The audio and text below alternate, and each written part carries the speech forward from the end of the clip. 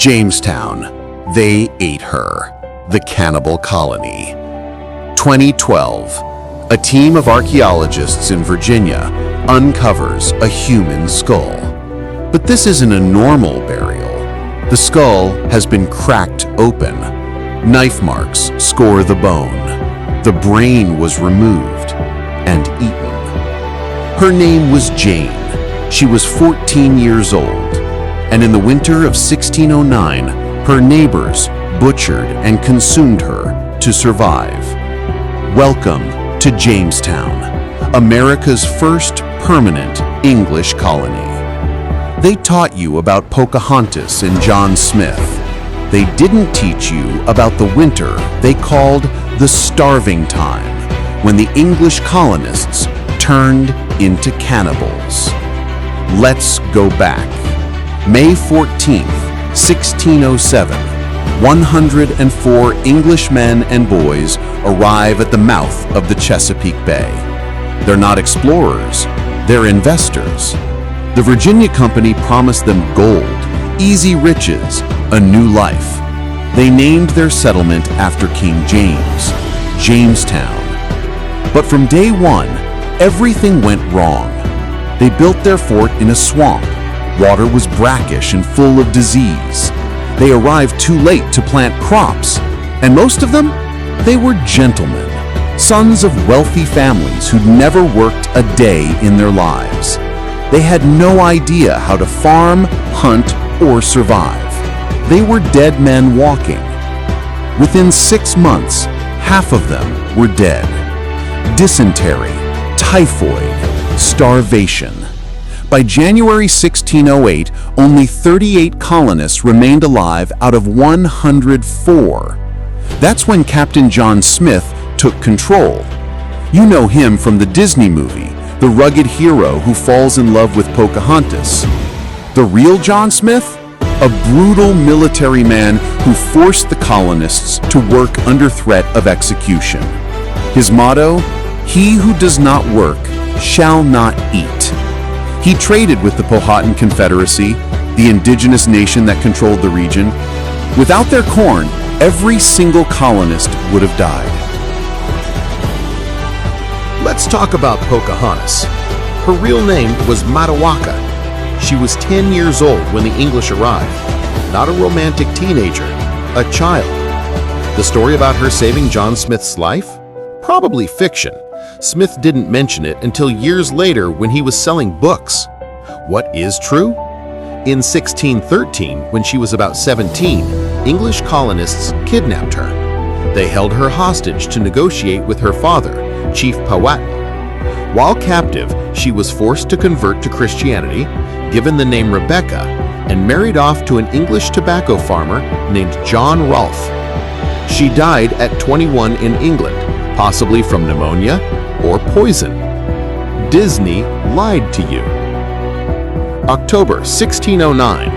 John Smith gets injured in a gunpowder explosion and sails back to England. The colony loses its only competent leader.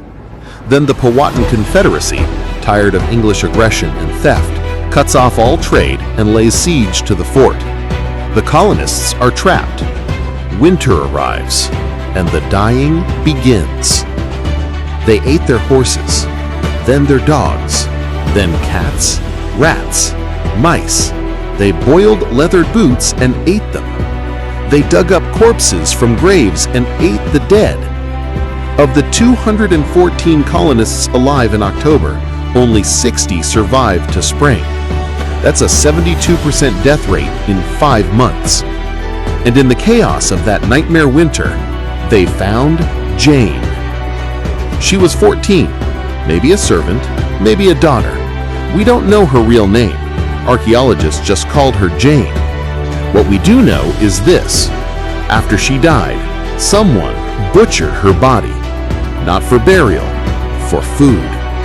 The knife marks on her skull show desperate, clumsy cuts. Whoever did it had never butchered a body before. They cracked her skull open to get to the brain, one of the most calorie-dense parts of the human body. Her leg bones show evidence of being stripped of flesh. This wasn't a one-time horror.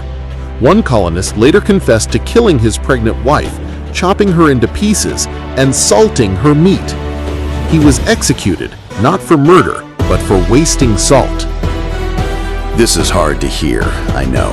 But if you don't subscribe now, you might never find us again. Hit that subscribe button. Ring the bell, because the next episodes get even more revealing. May 1610. 2 ships arrive from England with supplies and new colonists.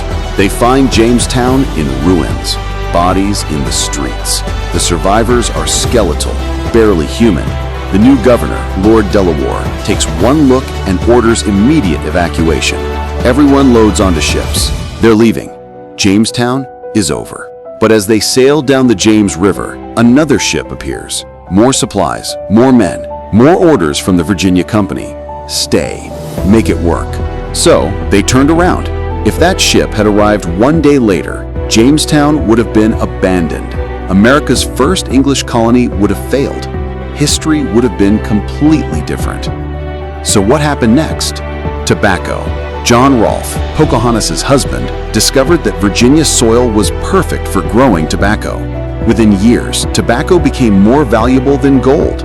Jamestown exploded into a profitable colony, but profit required labor, massive amounts of labor. In 1619, just 10 years after the starving time, a Dutch ship arrived in Jamestown carrying 20 kidnapped Africans. They were sold as indentured servants, but that was just the beginning. Within decades, Virginia would establish the legal framework for race-based chattel slavery. The colony built on cannibalism became the foundation for 400 years of slavery. They taught you Jamestown was about brave pioneers building America. The truth? It was about incompetent businessmen who nearly starved to death and resorted to eating each other. It was about kidnapping a child, forcing her into marriage, and calling it diplomacy. It was about discovering that human suffering could be profitable and building an empire on that discovery. Jane's skull sat in a box for 400 years before archaeologists found her. How many other bodies are still buried? How many other stories are still hidden? Jamestown wasn't the birth of American freedom. It was the birth of American exploitation. This is Forgotten Chapters of History. The stories they erased, the truths they buried.